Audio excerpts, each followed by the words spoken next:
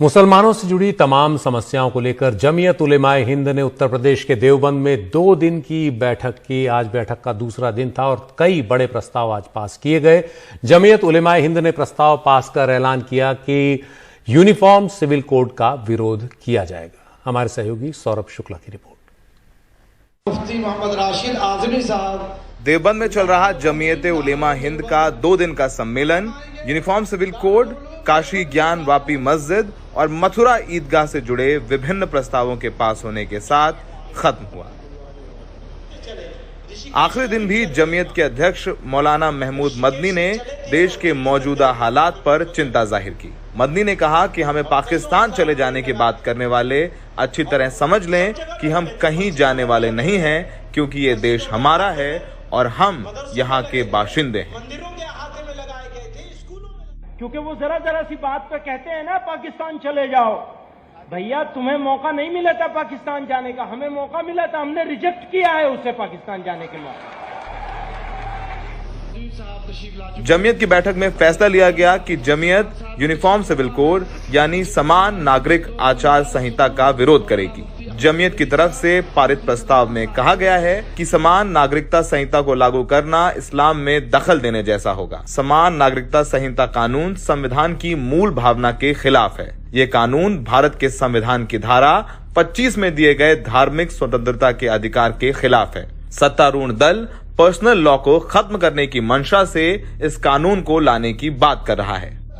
ज्ञान वापी मस्जिद को लेकर जमीयत ने कहा कि मुद्दा जानबूझकर देश में अमन चैन खराब करने के लिए बनाया जा रहा है। ये मुद्दा जो है ये 2 हिंदू वर्सेस मुस्लिम नहीं है।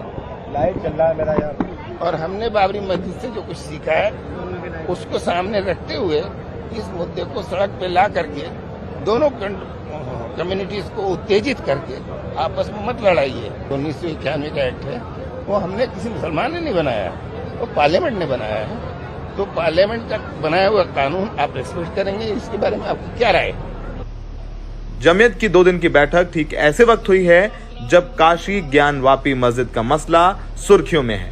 उधर मथुरा ईदगाह से जुड़ा मामला भी कोर्ट में चला गया है। इसके अलावा यूनिफॉर्म सिविल कोड का मामला गरमा गया है और उत्तराखंड सरकार ने तो इस पर एक ड्राफ्टिंग कमेटी तक का गठन कर दिया है। आने वाले दिनों में ये मुद्दा देश की राजनीति को नए सिरे से गरमाते हुए दिखेगा।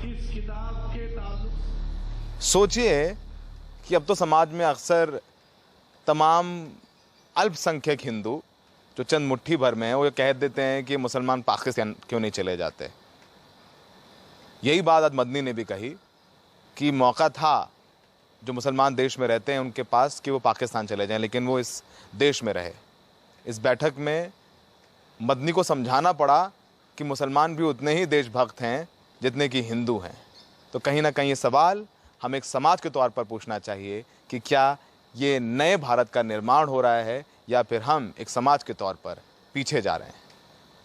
साफ तौर पर जमीयत ने कहा है कि जो भी मुसलमान विरोध करेंगे वो संविधान के दायरे में करेंगे।